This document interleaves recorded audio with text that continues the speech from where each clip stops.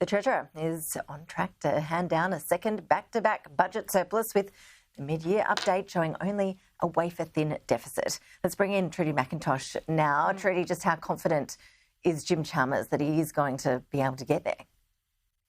Well, Ash, he said on a number of occasions this morning that this second surplus is now within striking distance. And you can imagine the politics of this for the Treasurer. He's more than happy to have a couple of bites at the cherry when it comes to flagging that there's going to be a surplus, and then in May next year, handing down a surplus for the second time. He was pretty keen to do that at the last budget, pointing out it's the first surplus we'd seen in 15 years. As for the numbers, we've seen a big write-down for this financial year, and that's what gives the Treasurer this confidence that we will get over the line. You can see it was predicted to be around $14 billion back in May. It's come down to $1.1 billion, basically just a rounding error there in terms of the size of the budget. You can also see revisions in the forward estimates too. This is Treasurer Jim Chalmers on how confident he is that we will get there.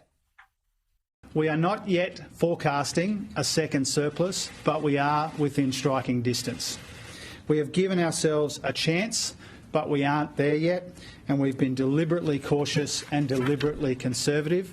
The smile on his face says almost everything there about how confident the Treasurer is. Let's run through some of the other crucial economic indicators in the mid-year budget update handed down this morning. This is the net debt numbers. They have also come in for the government here. You can see net debt is down compared to where we were forecasting in the May budget. We'll show you the next one here, which should be the growth numbers. Growth as well. Surprise on the upside when it comes to this year, but you can see a downgrade later in the forward estimates, 2025-26, Treasury paring back the estimate of how the Australian economy is tracking to grow. As for the big budget pressures, don't forget they're still there and weighing very heavily on the budget. You can see now, though, that the interest repayments on Australia's debt is the highest pressure on the budget. That has changed since where we were back in May, where the NDIS was the biggest pressure. But don't forget, Ash, that relies on some pretty heroic work being done by Minister Bill Shorten to ensure that the NDIS can remain, as they say, sustainable going forward. And Trudy, on inflation, it's worse than feared since the budget in May.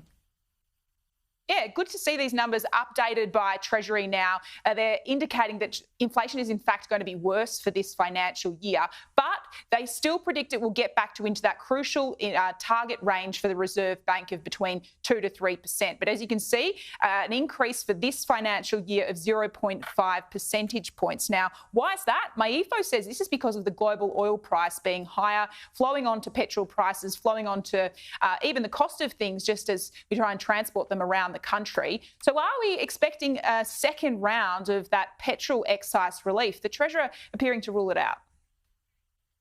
When it comes to fuel excise, there have been wild swings in prices that people have been paying at the bowser. In my neck of the woods, almost $2.40 got all the way down to $1.90, and that's only in the course of, a few months. And that, I think, gives you a sense of, even if you made a change like the one that you are talking about, that could be easily impacted in either direction. No new cost of living relief, as we had expected there wouldn't be in this update. The Treasurer keeping his cards close to his chest as to what's going to be in May, but that's likely to be the area we see more relief as we head towards the next federal election. There was one hidden nasty that was pointed out in MYEFO, and that is a surprise increase when it comes to renewing your passport. The Treasurer confirming that that is now going to go up from the middle of next year by 15%, and so that's going to raise the government around $350 million. I checked the numbers. If you're renewing your passport for 10 years, it's currently costing $325. So a 15% hike means you're going to have to pay an extra $50 or so, Ash, when you renew your passport. So if you want to skip that, you might want to get in before the middle of next year.